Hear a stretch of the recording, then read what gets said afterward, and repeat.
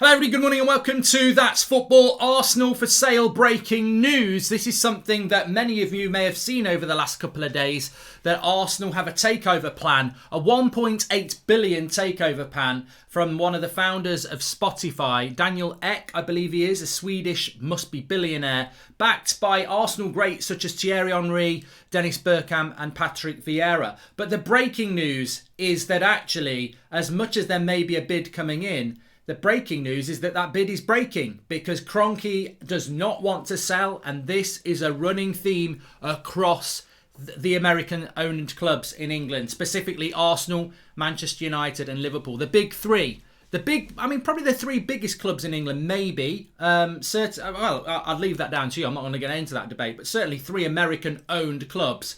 None of their owners looking to sell, which basically looks at fans and goes, you are just angry ants and we're a giant that's going to tread on you. They are not scared of the protests. They're not scared of anything we're doing. And before I get into this and the Arsenal and the Man United and the Liverpool futures, link in the video description, petition, it's on its way to 100,000. 10,000 people signed it yesterday. In fact, 20,000 signed it yesterday because it was on 32,000.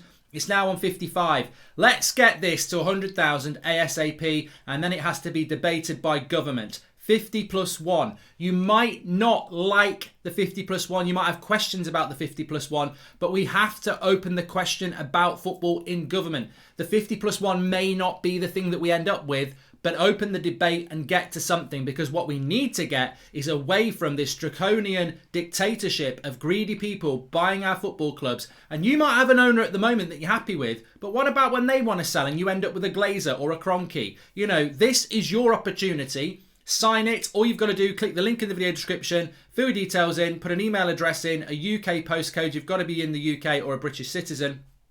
When you get the email confirming it, confirm it. You'll see that number go up. We get to 100,000 by the end of this week. Let's get this momentum around this. Link in the video description. Please sign it. Please share it. It's so important to get government talking about football because we need change. We need change. Anyway, Arsenal, are they going to be sold? Are they going to be bought? Will they be kept by Kroenke? Well, I read quite an interesting thing. I think it was a source from Kroenke, who obviously is in charge of Arsenal, saying that they are not looking to sell. They're committed to the future, but long-term success doesn't necessarily go in hand with long-term investment. I mean, this is the ability to bullshit Arsenal fans when they've just absolutely destroyed you. You know, they've betrayed you. That Super League was a betrayal of football. It was a betrayal of Arsenal. And to come out with things like we're not going to sell shows that they're not scared. To say things, there was a very good protest outside the Emirates the other day. They're not scared about that. There's a bid there. People would want that bid to come in, I think. They're not interested in that. It's a fair price, 1.8 billion for Arsenal. It's a good price. No, we don't want to sell. And also, on top of that, we've got a long-term plan, but that doesn't include long-term investment. It's bullshit. It's absolute bullshit. Like, to sit, I'm not an Arsenal fan, but to say that we've got a long-term plan for success, but it doesn't involve long-term short-term high investment or whatever. It's the same crap we get at Manchester United. Sell you the future and never never deliver. Because whilst they're always selling you the future, you're always excited looking forward, but it never happens. And what they do is, and the reason these people don't want to sell these clubs, even though 1.8 billion might be a good price for Arsenal, 4 billion might be a good price for Man United, the reason they don't want to sell is because they know in 5 years it'll be worth 2.5 billion, Arsenal. And they know in 10 years it'll be worth 4 billion. And in 10 years, United will be worth 8 billion. This is why they're in it for the long game. It's not about getting a good price now. They got a bloody good price when they bought you. Man United got a bloody great price because you bought us on debt. But they know that if they ride this out as long as they can, it's just massive. You imagine you've got 100 quid, right? And you put it in a bank and you know in a year's time it's going to be 200. And then in 10 years, that 100 quid is going to be 20,000. That is what they're doing. They're not going to take that, I'll take the 100 quid out. I'll take the 200 quid out now. I've doubled my money, it's fine. No, they're looking at, this is money. This is not you. This is not Dennis Bergkamp or Thierry Henry or Eric Cantona or Cristiano Ronaldo or David Beckham or Roy Keane. This is not that. They're not interested in that. That doesn't give them money now. This is a business, and they want to retain these businesses for as long as possible because their money keeps going up and up and up. And also, they want to. You know why they really want to keep hold of these clubs? Because when they do get you into the Super League, them clubs are going to be worth a lot more. That Super League is what they want, and that Super League will give them a lot more money. They ain't selling these clubs in the current market. People think, oh, a protest, this, that, and the other, they'll sell. Oh, we don't like them, they'll sell. They don't care. They know you don't like them. They know you don't like them.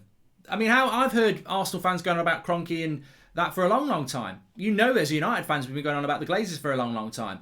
They know we don't like them in charge of our football clubs. They don't care because ultimately that's the trade-off for making lots of money out of our football clubs. So look, there may well be a bid coming in for Arsenal, but apparently that will not be successful. So you've got to look at it, Arsenal fans and Manchester United fans and any other fan of a club that you don't like the structure of your club. Or even if you do like the structure of your club, don't think that it can't change overnight.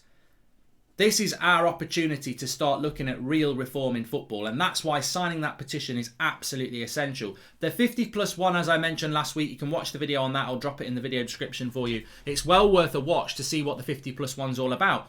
And I agree, for some clubs they may not want it, but ultimately, what don't you want? You don't want reform in football.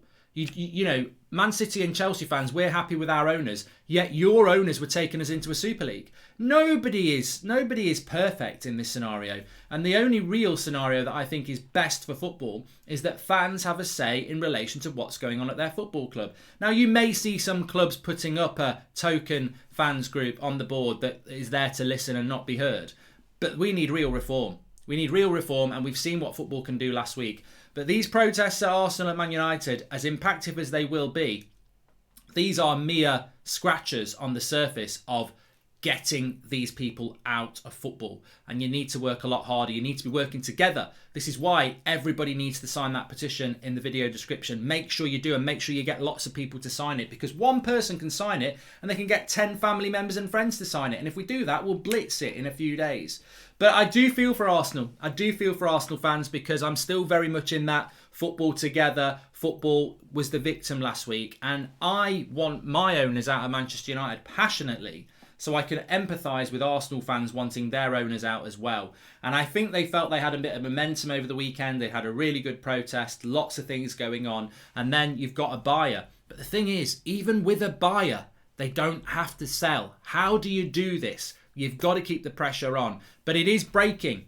Arsenal, 1.8 billion bid from Daniel Ek, co-founder of Spotify, Swedish billionaire. Arsenal legends behind it. But current owners standing firm. If you're wondering why they're standing firm, it's as I said. That value of Arsenal now, in 5 years, will be a lot more than it is. These people who own our football clubs, they're distant. They're not here. They're not real fans. They have a commodity, and that commodity, they know it, and their advisors have known it. That commodity is going to keep getting bigger and bigger. If you sell it now for 2 billion, Mr. Kroenke, in 10 years it'll be worth maybe 5 billion. That's a mistake as a business person. That's a terrible mistake as a business person. That is how business people work. And they'll be like, well, you know what are these protests doing for me? Oh, they don't like me, so what? But, of course, the long-term issue for Manchester United and Arsenal is, with these owners in place, that, you know, there's no guaranteed success. Arsenal are a mid-table club hoping to win a Europa League to get in the Champions League, but they'll get knocked out very, very quickly. Man United in the top 4, but we didn't even make the knockout stage. I think that teams like Everton and Leicester are more powerful than us in the transfer market. And you can get quotes like, big investment isn't the plan, it's long-term strategy. This is bullshit. This is bullshit. This is about playing fans to buy yourself some time. If I was in charge of Arsenal, do you want to know what the dream? Do you want to know the quickest way to make Arsenal successful? You need about 300 million spent, and you need to get about 7 or 8 players out of that team right now. And I'm not an Arsenal fan, so that is short-term major investment. That is exactly what you need. You're telling me that Arsenal isn't a better side if I buy you a top-class striker, a top-class midfielder, a top-class centre-back. That's 3 players. And we've probably still got a bit of change out of 300 million to bring another player in, get a decent right back in. Arsenal are a better player next year. How is short-term major investment not the strategy over a long-term plan? Your long-term plan basically is to try and get top 4, spending very little money and retaining what you've got. It's bullshit. They're selling you bullshit. That's what they are. And people eat it. And that's why it stinks. Short-term major investment in a team can revolutionise your future. It's sad but true.